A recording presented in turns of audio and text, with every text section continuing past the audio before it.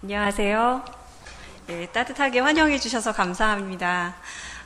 제가 들어오기 전에 얘기를 들었는데 66년 전에 6.25 직후 피난민들, 실향민들이 주축이 돼서 우리 교회를 세우시고 오늘날까지 눈물로 이 기도하시면서 이 교회를 지켜오신 여러분들을 만나게 돼서 참 감사합니다. 개인적으로 저도 실향민의 딸로서 태어나서 저는 한 번도 와본 적이 없는 이 서울 사람으로 살다가 저희 아버지가 피난 왔었던 부산에 다시 내려와서 저희 남편이 지금 부산 성민교회에서 담임으로 사역하고 있습니다. 그래서 정말 여러분을 만나 뵙게 되어서 영광이고요. 그런 의미에서 제가 서울 사람이 이제 온 지 1년 10개월 됐습니다. 꽤 오래됐죠? 예, 김병철 목사님보다 훨씬 오래된 걸로 알고 있습니다. 네. 김병철 목사님은 저랑 학부 동기시고 워낙 탁월하시고 굉장히 섬세한 재능들을 갖고 계신 좋은 목사님으로 제가 알고 있습니다. 이렇게 불러주셔서 감사하고 함께 우리 다음 세대들 교회학교에 대해서 이야기 나누게 되어서 무한한 영광으로 생각합니다. 제가 처음 이제 1년 10개월 됐다고 말씀드렸죠. 서울에서 내려온 지. 그러다 보니까 처음에 와가지고 너무너무 좋은 거예요. 왜냐하면 이 서울 촌년이라고 그러죠. 서울에서 와서 보니까 저희는 서울 사람들의 특징이 한강이 바다인 줄 압니다.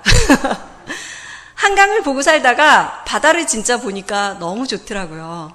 그런데다가 또 한 가지 너무 좋았던 건 제가 추위를 많이 타는데 한겨울에도 항상 푸릇푸릇한 풀과 빨간 동백꽃을 보는 게 기분이 그렇게 좋을 수가 없더라고요. 그래서 1년 10개월 있는 동안 굉장히 힐링이 많이 됐습니다. 그런데 한 가지 난관에 봉착한 적이 있어요. 오자마자 별로 얼마 안 되어서인데 말이 참 부산분들 말이 이해하기가 어려운 부분들이 좀 있잖아요. 사실 제가 서울 사람이다 보니까 언어가 다르다 보니까 오해가 될 때가 많이 있었어요. 어느 날 백화점에 가서 물건을 샀습니다. 그랬더니 그 백화점에서 파는 분이 사은품을 받으러 가라고 그러시더라고요. 좀 얼마 그냥 샀으니까 사은품을 받으러 가세요 그러시더라고요. 그래서 제가 어디로 가서 받으면 되나요? 그랬더니 구청으로 가세요 그러는 거예요. 순간 제가 머릿속으로 너무너무 많은 생각들이 들었어요. 왜냐하면 각 티슈 3개 받자고 구청까지 가야 돼? 라고 생각하면서 화가 막 올라오는 거예요. 어느 구청을 가야 되나? 동구청을 가야 되나? 서구청을 가야 되나?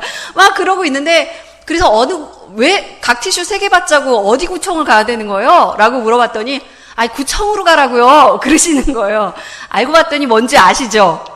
9층으로 가라는 소리였어요. 근데 저는 그거를 듣고는 물론 부산말이 다르다라는 거를 미리 교육을 받고 왔지만 실전에서 맞닥뜨리니까 너무 당황이 되는 거예요. 그래서 구청으로 가라는 말이 아직도 잊혀지지가 않습니다.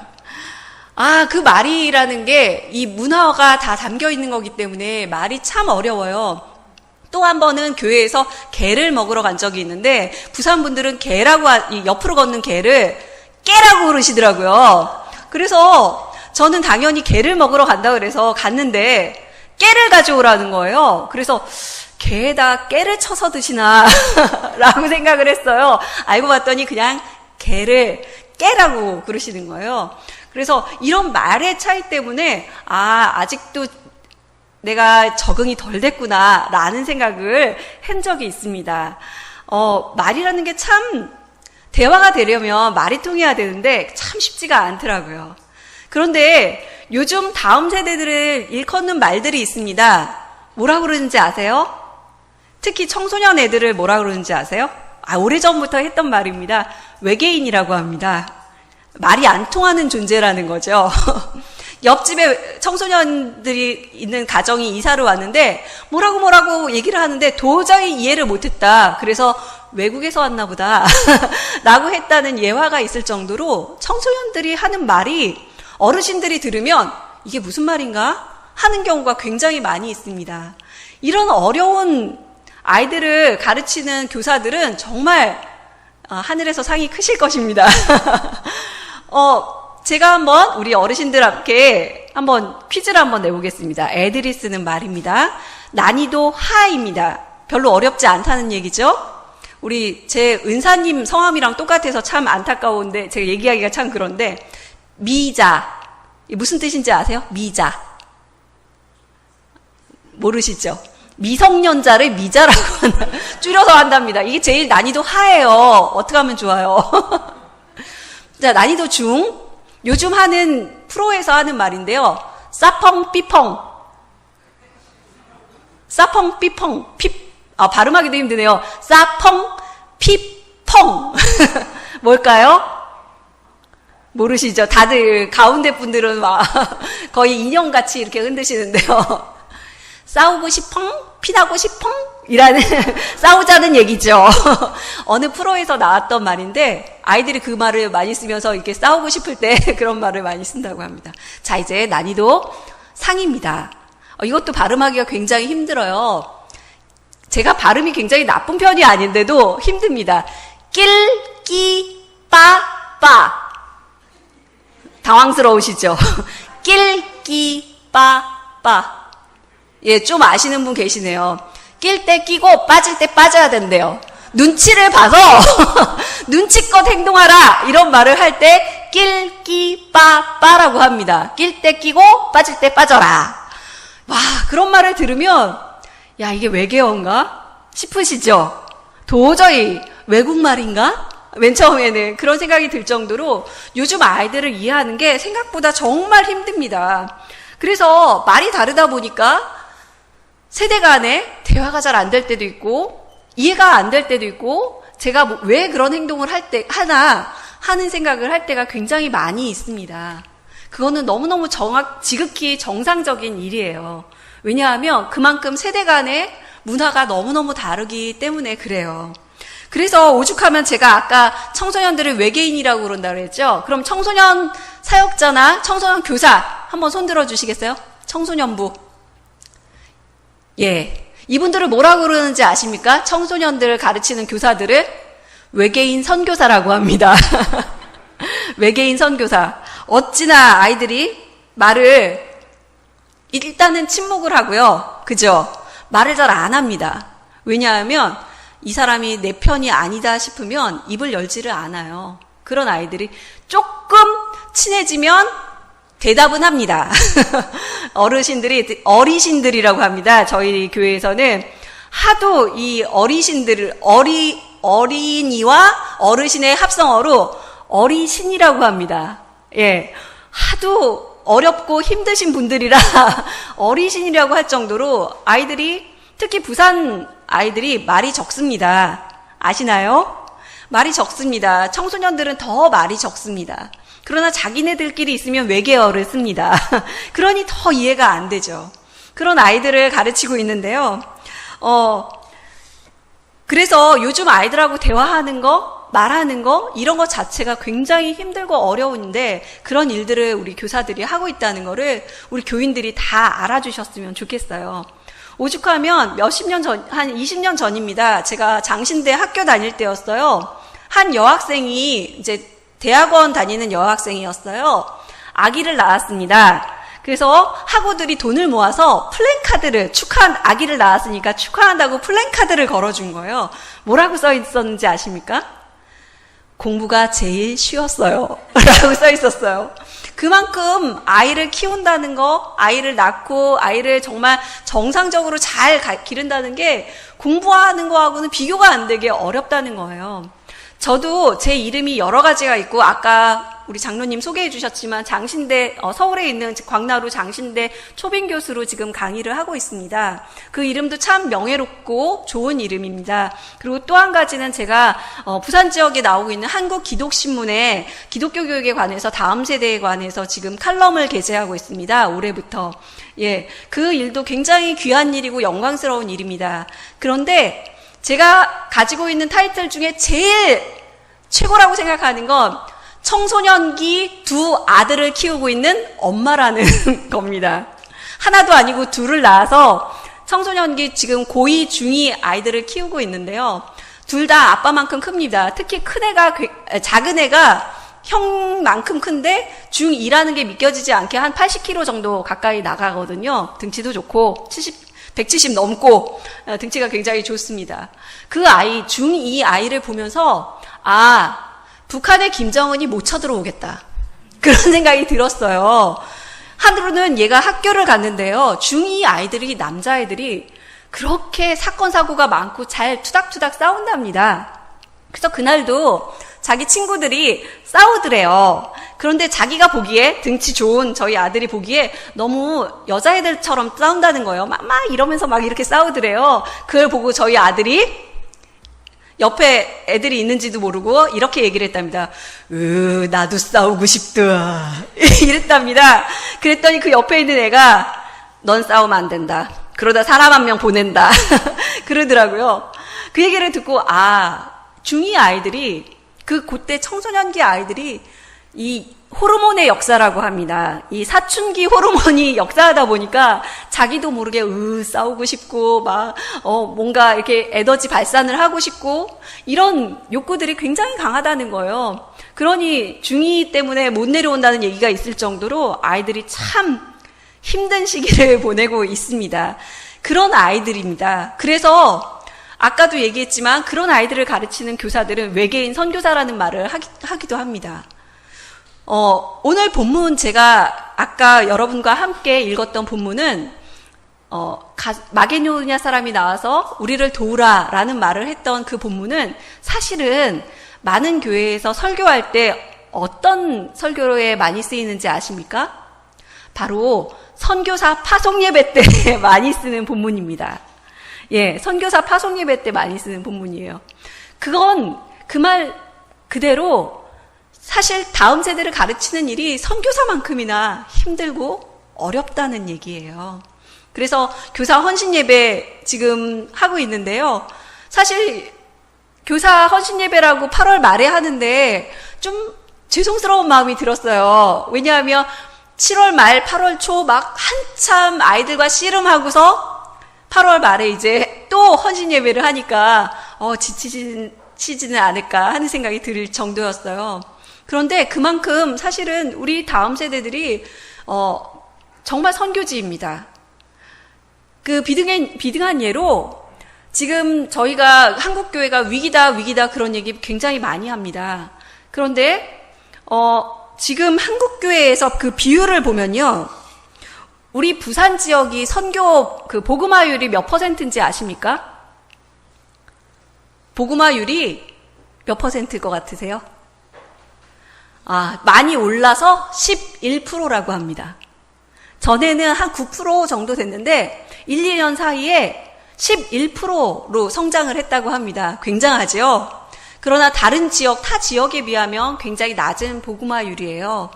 그런데 그 교회학교 그런 전문 기관이나 이런 데서 연구해서 나온 결과에 의하면 지금 전체 한국교회에서 다음 세대가 차지하는 비율, 다음 세대라고 하면 여기서 정말 죄송한 얘기지만 청년들까지 합쳐서입니다. 다음 세대가 몇 %일 것 같습니까? 우리 교인들 전부 다 해가지고 100%라면 다음 세대 비율이 16.5%. 16.5%래요. 그런데 부산 지역은 제가 아까 얘기했죠. 11%가 복음화율인데 그 중에 16.5%가 다음 세대다. 그러면 우리 청소년 아동부, 유아유치부 몇 프로일까요? 1, 2%밖에 안 됩니다. 2%가 안 됩니다. 그러면 여기는 선교지입니다. 그만큼 심각하다는 거를 우리가 이해를 해야 할 필요가 있어요. 11%에서 16.5%, 그래서 1, 2%밖에 안 되는 우리 아이들. 그러나 그 아이들이 지금 우리 교회에 있는 한은 우리에게는 희망이 있습니다.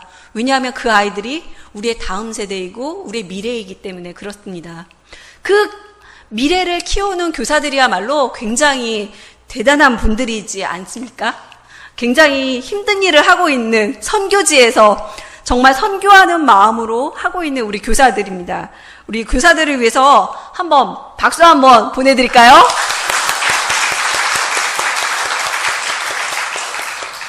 예. 제가 지금 말씀드린 것처럼 오늘 읽은 본문은 사도 바울의 선교에 대한 이야기입니다. 그리고 많은 부분에서 선교사로 파송될 때 많이 쓰이는 본문입니다. 그런데 그 본문을 우리가 이제는 다음 세대를 위해서 기억해야 하는 본문이라는 걸 다시 한번 떠올려야 할 것 같습니다. 그래서 그러면서 선교하는 마음으로 우리 다음 세대들을 키워가야겠다. 그런 생각을 해주셨으면 좋겠습니다. 이 말씀, 오늘 본문 말씀이 사도행전 16장 9절 7절 말씀을 저희가 읽었는데요. 같이 읽었는데요. 그 앞의 내용을 잠깐 살펴보면 사도 바울이 전도 여행을 하면서 소아시아 지역을 중심으로 굉장히 열심히 전도를 했습니다. 그래서 정말 많은 일들이 일어났고 회당을 중심으로 기독교인들이 모이기 시작했고 교회가 세워지고 그래서 여러 군데 교회들이 세워졌어요. 그런데 이제 그 다음에 선교를 또 하려고 하는데 이상하게 안 되는 거예요. 이 소아시아 지역, 바울의 주무대였던 소아시아 지역에서 다시 선교를 하려고 그러는데 자꾸만 난관에 봉착하는 겁니다. 이리로 가도 막히고 저리로 가도 막히고 9절 그 앞절에 보면은 뭐라고 나와 있냐면 브루기아와 갈라디아 땅으로도 다녀가 무시아 앞에 이르러 비두니아로 가고자 애쓰되 아무리 애를 써도 이리로 가도 안 되고 저리로 가도 안 되고 자꾸만 막히는 거예요. 그러다 보니까 바울 마음에 어떤 마음이 생겼을까요? 여러 가지 감정이겠죠. 화가 나기도 하고 안타깝기도 하고 절망하기도 했다가 그래도 다시 해보겠다고 희망을 가졌다가 여러 가지 감정들이 생겼을 거예요. 우리 교사들도 마찬가지입니다. 여름 행사 끝나면요 많은 분들이 와가지고 얘기합니다. 목사님 지쳤어요. 저 좀 쉬면 안 될까요? 라는 얘기들도 하십니다. 그리고는 내년에는요 저희 애 고3 되고 그러는데 애 좀 챙기면 안 될까요? 뭐 아니면 애 학원비가 없어서 내년에는 돈 좀 벌어야 될 것 같아요 목사님. 이런 얘기들 많이들 하십니다. 열심히 아이들을 가르치고 하다 보면 그 일이 기쁘고 마냥 즐겁기만 한 게 아니다 보니까 난관에 봉착할 때가 굉장히 많이 있어요. 그러다 보면 한 해는 쉴까? 좀 쉬어볼까? 이런 생각들을 많이 하게 됩니다. 바울도 마찬가지였을 것 같아요. 내가 열심히 했는데 꽤 괜찮은 전도자인데 왜 이렇게 안 될까? 여기 가도 안 되고 저기 가도 안 되고 왜 그럴까? 왜 그럴까요? 열심히 부족해서 그럴까요? 아니면 전략이 부족해서 그럴까요? 글쎄요. 성경은 그렇게 얘기하지 않습니다. 본문에 보시면 우리가 읽었던 사도행전 16장 그 앞에 보시면 6절에 이렇게 얘기하고 있습니다. 성령이 아시아에서 말씀을 전하지 못하게 하시거늘. 그리고 또 7절에 보시면 끝에 예수의 영이 허락하지 아니하시는지라. 이쯤 되면 굉장히 화가 나죠. 왜냐하면 바울은 생각했을 거예요. 내가 나 잘 먹고 잘 살자고 내가 이 짓을 하고 있나? 하나님 너무하시네? 왜 그러신데 진짜? 도와주시는 못한망정 왜 자꾸 막으셔? 내가 최선을 다해서 하고 있는데 하나님 왜 그러시는지 모르겠네. 애들은 말은 더럽게 안 듣고 밥 먹었니? 네. 잘 가? 네. 이게 다인 애들을 어떻게 가르치려는 거야? 갑갑하고 힘들고 그럴 때가 너무나 많이 있습니다. 그런데 하나님께서 막으셨다는 게 이해가 안 됐을 수도 있어요. 바울에게는. 하나님이 왜 막으실까? 나는 정말 열심히 하고 싶고 최선을 다하고 싶고 하나님의 뜻이라고 생각하고 하는데 라는 생각을 계속해서 했을 겁니다. 그날 밤도 그랬을 겁니다. 왜 이렇게 안 되지? 여기 가도 안 되고 저기 가도 안 되고 왜 안 열리는 거야? 정말 하나님이 살아 계시나? 이런 생각까지 했을 거예요. 그날 밤에 잠이 들었는데 꿈을 꿉니다. 환상이 보입니다. 마게도냐 사람이 나타나서 한 사람이 나타나서 마게도냐로 건너와서 우리를 도우라 라는 말을 듣습니다. 건너와서 우리를 도우라. 우리를 도우라. 여러분, 이 말은 단순히 그냥 도와줘 이런 말이 아니에요. 여기서 도우라는 말은 도우라 할 때 돕다라는 말은 헬라어로 보면은 울음소리를 듣고 달려가다 라는 뜻이에요. 뭐가 상상이 되세요? 아기가 응애 울면 엄마가 어디서든 내 새끼 소리를 듣고는 달려가서 그 울음소리를 듣고는 안아주는 그런 느낌이 드시죠? 정말 우리를 도우라는 말은 울부짖는 소리, 우리의 울부짖는 소리를 외면하지 말고 제발 와서 도와달라 라는 음성이에요. 저는 개인적으로 2004년에 목사 안수를 받으면서 이 말씀이 제 마음을 울렸습니다. 선교지에서 건너와서 우리를 도우라 라는 음성으로 들은 게 아니라 수많은 이 땅의 다음 세대들, 어린아이들로부터 시작해서 청소년과 청년들, 그 다음 세대들의 울부짖음으로 들렸어요. 제발 좀 우리를 도와주세요. 이 땅의 황무함을 보셔서 하늘의 아버지, 정말 세상의 물질 문화와 향락과 어떻게든 성공하는 것과 공부해서 남을 짓밟고 1등하는 것과 이런 모든 것에 휩싸여서 너도 나도 학원 감옥에서 갇혀 사는 그 아이들의 음성으로 들렸어요. 건너와서 우리를 도우라. 제발 우리를 살려주세요. 라는 복음으로 살려달라는 음성으로 들렸습니다. 바울도 마찬가지였을 것 같습니다. 그 음성이, 그 환상이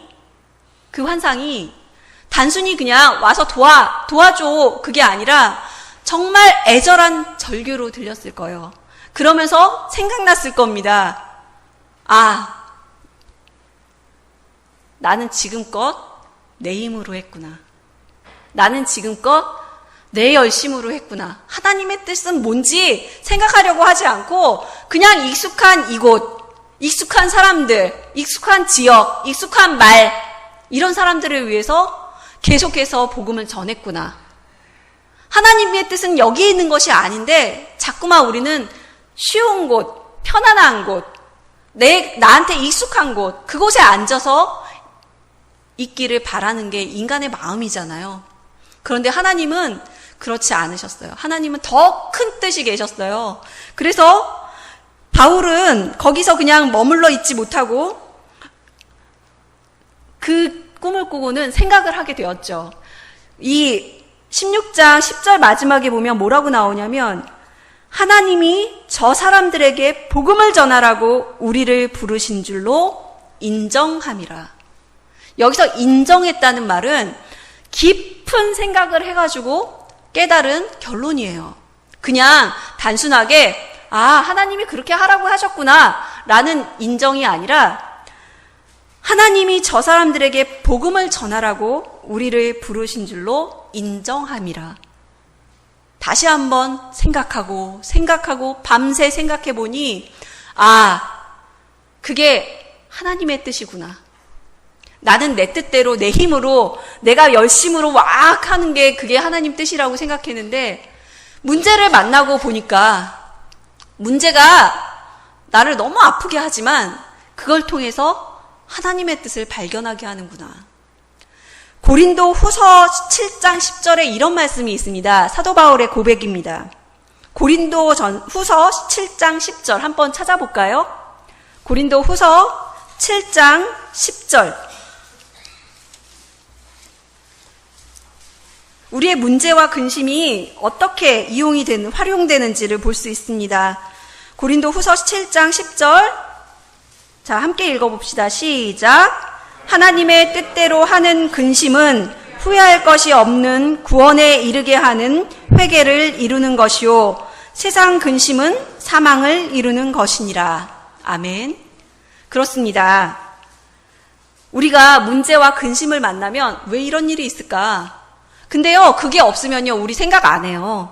평안하고요, 잘 되고요, 돈 잘 벌고요, 잘 나가고요, 걱정 안 합니다. 근심 안 합니다. 생각 안 합니다. 원래 그런가 보다. 그러고 삽니다. 그런데 우리에게 장벽이 있고 문제가 있고 근심이 생기면 생각합니다. 내가 뭘 잘못했나? 하나님이 나한테 왜 이런 일을 주시지? 생각하게 됩니다. 고민하게 됩니다. 내가 어떻게 하기를 원하실까? 아, 내가 까먹고 있는 건 없을까? 내가 잊은 건 없을까? 아, 그렇지. 내가 잊은 건 하나님의 은혜지. 하나님이 나를 여기까지 인도하셨지. 내가 이렇게 잘 차려입고 멋있게 예배하고 있지만 하나님은 나를 아시지. 내가 얼마나 별로 아니고 죄인이고 정말 아무것도 아닌 사람이었는데 하나님이 나를 높이셨지. 나를 인정해 주셨지. 하나님의 은혜를 깨닫게 되고 회개하게 됩니다. 그리고 변화된 새로운 방향을 찾게 됩니다.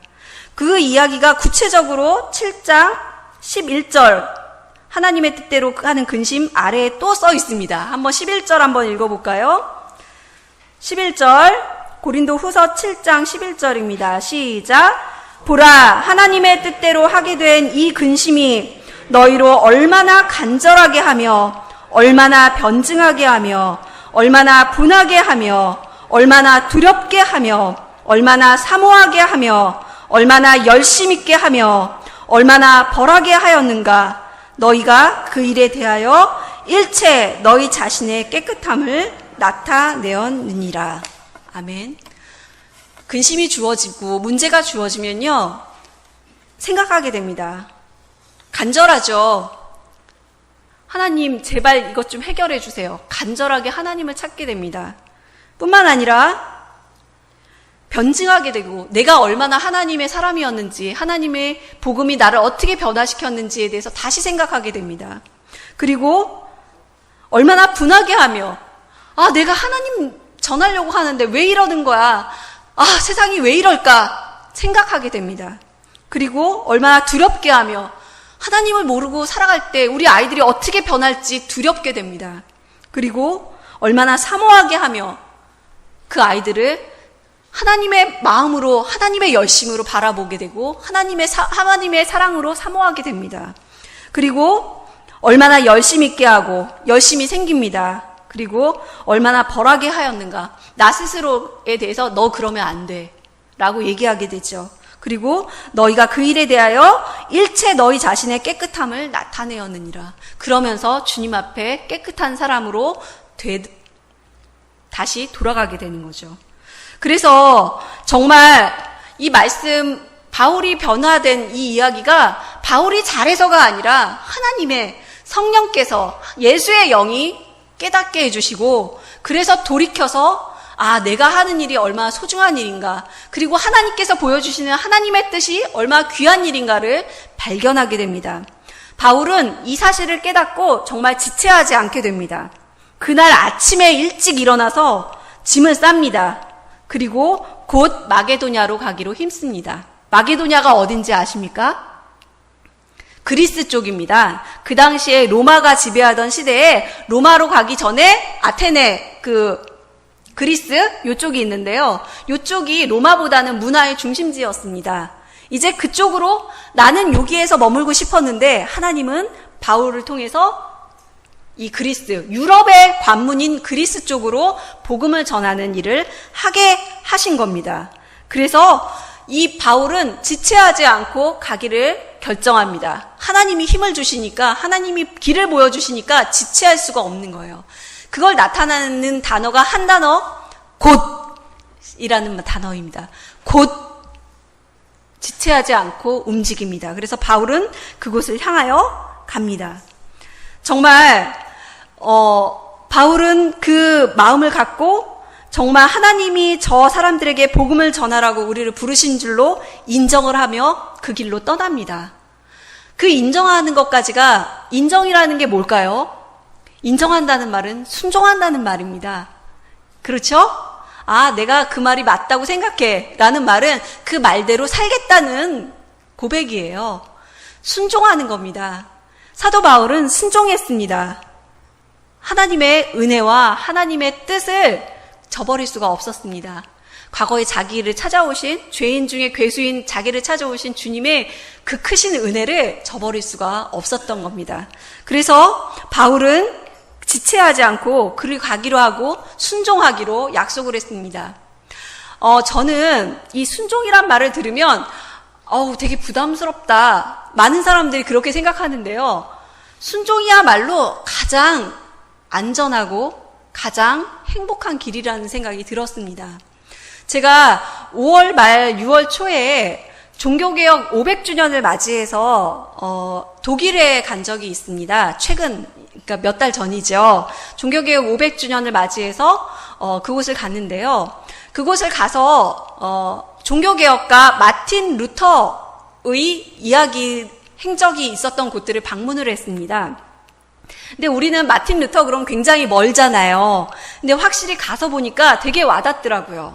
근데 종교개혁 500주년이라고 올해를 얘기하는데 왜 500주년을 지금부터 카운트를 하냐면 루터가 태어난 날도 아니고 루터가 죽은 날도 아니고 이 날은 나를 왜 종교개혁 500주년을 카운트하는 해는 루터가 로마 카톨릭이 돈 장사를 하면서 복음과 상관없는 일로 구원을 이야기하기 때문에 그게 잘못된 거다라고 생각하고 비텐베르그 성안교회 거기 당시에 대학의 대자보가 붙는 곳이었거든요. 그곳에 95개조의 반박문을 붙인 게 시작이 된 겁니다. 그거부터 시작해서 500주년을 올해가 500주년이에요. 그런데 거기 가서 몇 가지 굉장히 인상 깊었던 게 있었는데 한 가지는 마틴 루터라는 사람이었어요. 그 사람은 가난한 농민의 아들로 태어났습니다. 그래서 그 사람의 이름은 원래 마틴 루터가 아니라 성이 마틴 루더였어요.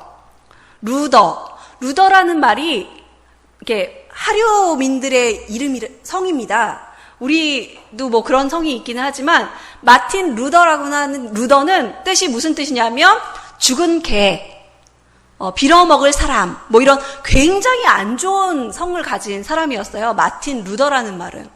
그는 평생 농민의 아들로 태어나서 아버지가 광산업을 하면서 조금 돈을 벌게 되었어요. 그래서 아버지는 이 아들이 큰아들이니까 신분 상승을 하기를 원했습니다.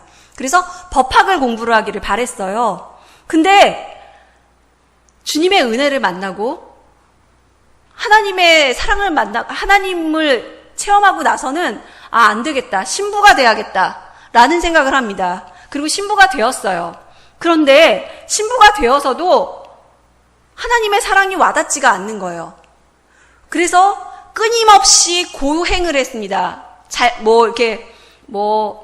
그 이야기에 보면 로마까지 가서 수많은 계단을 무릎으로 걸어서 올라갔다고 합니다. 얼마나 힘들고 어려웠을까요? 그런 고행을 통해서라도 자기 죄를 씻고 주님을 만나고 싶었대요. 그러나 하나님을 만날 수가 없었어요.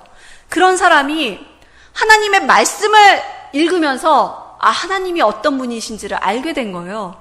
그리고는 비텐베르그 대학의 95개조 방박문을 붙일 때 마틴 루더가 아닌 이름 마틴 루터라는 이름을 씁니다. 마틴 루더는 마틴 루터로 이름을 바꿨어요. 그 뜻이 헬라어에서 왔는데요. 그 뜻이 뭔지 아십니까? 자유자라는 뜻이었어요. 나는 이제 주님의 사랑을 받는 자유한 사람입니다. 자유한 사람으로서 나는 하나님의 뜻대로 살겠습니다. 하나님의 말씀에 헌신해서 살겠습니다. 라는 고백이었어요. 그 사람이 이제 정말 비루한 사람이 아닌 자유자로서 행동을 하는데 말씀을 읽으면 읽을수록 하나님의 사랑, 하나님의 은혜, 복음, 오직 말씀, 오직 은혜 그것이 너무너무 와닿았어요. 그래서 글을 쓰기 시작했습니다. 그러자 로마 교황청에서 재판을 걸었어요. 그래서 보름스라는 곳에서 재판을 겁니다. 루터를 불렀습니다. 그리고는 한쪽에 책을 쌓아놓고 루터가 쓴 책들을 보면서 이 책이 네가 쓴 게 맞느냐 묻습니다. 네, 맞습니다. 자, 이제 기회를 주겠다. 이 책이 네가 쓴 게 맞다면 이제 여기서 이거를 철회해라. 그러면 살려주겠다. 당시에 로마 카톨릭이 지배하던 세상이었으니까 철회를 하지 않으면 이단이 되고 그러면 누가 죽여도 상관이 없는 사람이 되는 거예요. 그 순간 루터는 떨렸어요. 그래서 하루만 시간을 달라고 합니다. 거기서 담대하게 얘기를 못하고 하루만 시간을 주세요. 그리고 밤새 기도를 하고 막 걱정을 하고 합니다. 그런데 그때 깨달음이 옵니다. 그리고는 자기 친구한테 편지를 씁니다. 도저히 나는 철회를 못하겠다. 그런 편지를 씁니다. 그리고 나서 다시 하루가 지나서 법정이 모였습니다. 뒤에 황제가 앉아있고 교황과 사제들이 쫙 둘러싸고 있습니다. 자, 다시 묻습니다. 이 책이 네가 쓴 게 맞느냐? 네, 맞습니다. 자, 기회를 주겠다. 이제 철회를 할 거냐? 루터가 뭐라고 했을까요? 루터가 한 말을 제가 읽어드리겠습니다.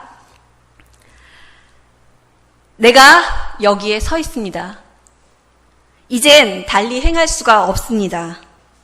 나의 양심은 하나님의 말씀에 사로잡혀 있습니다. 나는 어떤 것도 철회할 수 없으며 철회하지 않을 것입니다. 양심을 거스르는 것은 옳지도 않고 안전하지도 않기 때문입니다. 하나님, 날 도우시옵소서. 이 말씀, 이 이야기를 루터가 하나님 말씀 거스르는 것은 옳지도 않고 안전하지도 않다는 그 고백이 있었던 그 자리에 가면 커다란 청동으로 된 신발이 있습니다. 바닥에. 그럼 그 신발을 신고 그 자리에 서가지고 주님, 저도 옳은 길, 안전한 길, 주님의 길만 따르겠습니다. 기도하면서 거기에 서가지고 사람들이 사진을 딱 다 포토존이라 찍습니다. 저도 찍어봤어요. 남다르더라고요. 그걸 느끼면서, 주님의 뜻을 따르는 길은 안전하구나. 세상 사람들은 돈을 따르는 길이 안전하다. 성공을 따르는 길이 안전하다. 이리로 가면 안전하다. 저리로 가면 안전하다. 부산은 서울보다 머니까 전쟁에서 안전하다. 하지만 주님을 따르는 길이 제일 안전한 길이구나. 그런 생각이 들었습니다. 그래서 바울은 루터처럼, 그리고 바울도 안전한 길을 택했습니다. 안전한 길을 택해서 배를 타고 멀리 여행을 합니다. 그리고 빌립보에 도착을 합니다. 마게도냐의 첫 도시인 빌립보에 도착을 합니다. 자, 안전한 길에 갔으면 이제 꽃길만 걸어야 될 것 같죠? 그죠? 꽃길이었을까요?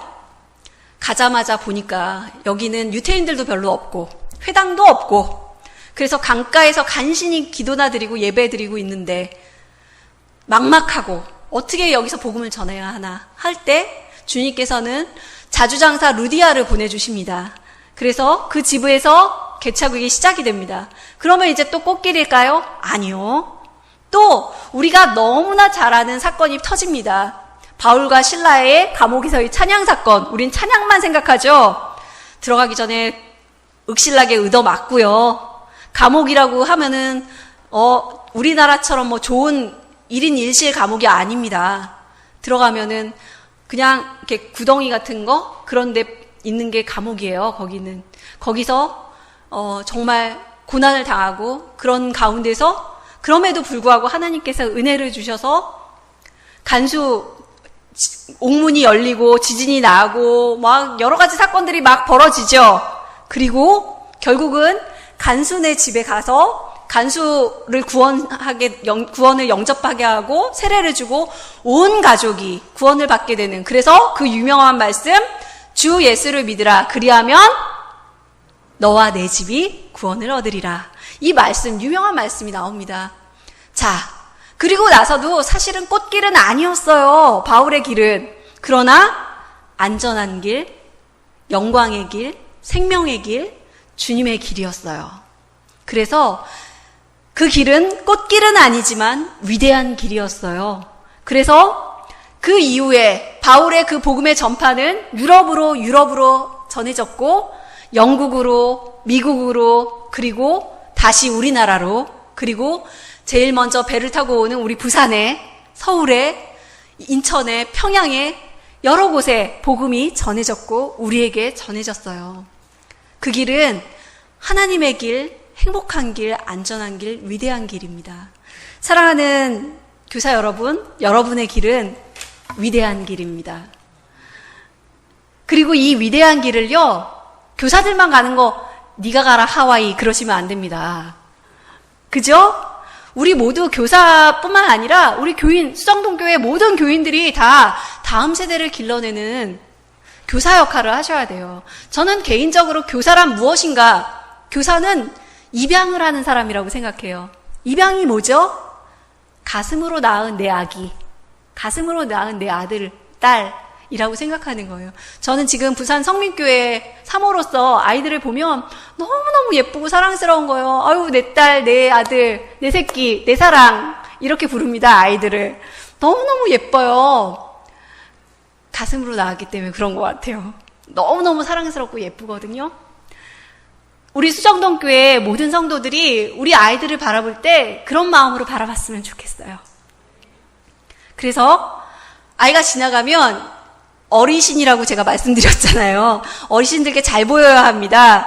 아, 어디 가십니까? 잘 지내십니까? 요즘 더운 날씨에 잘 지내셨습니까?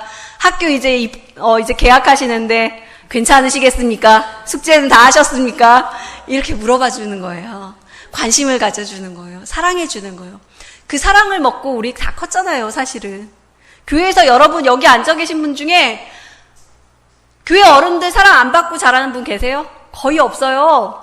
저는 그래요, 저는 저희 모교회에서 너무너무 많은 분들의 사랑을 먹고 컸어요. 교사들, 한 분 한 분 얼굴이 아직도 기억이 납니다. 그때는 집사님이셨던, 지금은 권사님이 다 되신 분들, 장로님이 되시고, 그 모든 분들이 저를 키운 부모님이셨어요. 저희 부모님이 신앙에 그렇게 관심을 갖고 해주신 거 없고요. 그런데 제가 그래도 그나마 이만큼 큰 거는 다 교사들의 덕분이에요. 그거를 우리가 기억하면서, 그리고 그 교사들뿐만 아니라 많은 성도들의 관심, 어디 가니, 뭐 하니, 요즘 잘 지내니 하는 관심, 그걸 먹고 컸다는 걸 우리가 기억하시면 좋겠습니다. 처음에 말씀드린 것처럼 우리 아이들요, 외계인 같아요.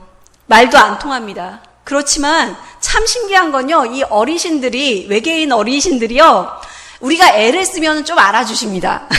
아이고, 애를 쓰시네, 알아줘야겠네 하고 알아주십니다. 참 놀라운 사실은, 그래도 애를 쓰고 노력하면 그 아이들이 마음을 열고 복음을 받아들이고 믿음 안에서 그래도 성장하고 있다는 게 놀라운 일입니다. 작년에 저희 교회에서 처음으로 해외 단기 선교 나갈 때 청소년 아이들을 데리고 갔어요. 한 11명 정도 아이들을 데리고 가서 총 45명, 저희 교회 규모로 생각할 때는 굉장히 많은 수가 캄보디아 해외 단기 선교로 갔어요. 저희 내외도 가고 해서 갔고, 특별히 저희 애들도 데리고 갔어요. 그때는 고1, 중1이었죠. 갔는데 저희 둘째가 등치는 굉장히 좋지만 아직 내면은 베이비예요. 굉장히 애기 같아요. 근데 한 젊은 신혼부부 갓된 남자 선생님이랑 같은 방을 쓴 거예요. 근데 이 아이가 등치는 크지만 베이비잖아요. 잘 때 가로 본능이 있어서 자꾸 돕니다. 근데 쬐끄만 더블 베드에서 자는데 막 빙글빙글 도니 이 선생님이 얼마나 힘드셨을까 싶어요. 저희도 그 아이가 가끔가다 같이 자면 악몽을 꿉니다. 왜냐면 가로로 자니까 어딘가에 눌려서 그 무거운 애가 있으니까 악몽을 꾸거든요. 아, 힘들어서 숨이 막혀. 그러고 깨있으면 다리 뭐 이런 거 있고 그런데, 그런 아이랑 한 4박 5일을 같이 지내주셨어요. 그리고 다른 아이도 있었는데 계속해서 그 선생님이 너무너무 예쁘게 케어를 해주신 거예요. 그 남자 선생님이. 근데 보니까 정말 그 아이들 눈높이에 맞추려고 되게 애를 쓰시는 게 보이더라고요. 끝말잇기를 하는데요. 애들이 선생님을 골려 먹으려고 좀 어려운 걸 자꾸 끝에다 댈 거 아닙니까? 근데 난이도 하부터 시작합니다. 이렇게 하다가 보니 삼성 그랬어요. 그랬더니 이 선생님이 성생님 이런 거예요. 아, 다시 선생님은 어떻게든 곤란하게 빠뜨려야겠다. 그리고 뭐 하다가 에디슨 그랬어요. 에디슨. 그랬더니 뭐라 그랬을까요? 선생님 그랬어요. 그랬더니 도저히 안 되겠다. 이번에는 회심의 미소를 지으며 아이들이 선생님을 한 방에 보내려고 얘기했습니다. 마그네슘 그랬더니 뭐라 그랬을까요? 춤생님 이런 거예요. 그러니까 애들이 막 까르르 웃으면서 저 선생님이 나에게 맞춰주려고 애를 쓰시는구나 받아들여 주더라고요. 우리 수정동 교회에도 이런 선생님, 성생님, 춤생님 굉장히 많으시죠? 그 선생님, 춤생님, 성생님, 선생님 이런 분들 덕분에 정말 우리 다음 세대들에게 희망이 있는 겁니다. 눈높이를 맞춰주시고 사랑해주시고 우리를 도우라는 그 울부짖음을 간절한 입을 다물고 있지만 그 내면에서 들려오는 울부짖음을 들어주시고 도와주시고 사랑해주시고 내년에 하기 싫어요 라는 얘기 하지 마시고 모두가 다 도와주시고, 그래서 정말 우리 수정동교회의 다음 세대가 우리 교사로부터 시작해서 모든 전교인들의 관심과 사랑으로 더욱더 부흥하고 열매를 맺고, 정말 그래서 우리 모든 수정동교회 성도들 한 분 한 분이 우리 주님 만났을 때 우리의 헌신과 우리의 사랑과 수고와 노력이 남들은 알아주지 않을지 몰라도 우리 주님이 알아주시면 족한, 그래서 천국에서도 해같이 빛나는 그런 귀한 사역이 될 줄로 믿습니다. 우리 그 일을 위해서 헌신하고 수고하고 애써서 주님께 칭찬받고 안전하고 옳은 길을 가서 주님과 동행하는 우리 모든 수정동교회 교인 한 분 한 분 되시기를 주님의 이름으로 축복합니다. 기도하겠습니다.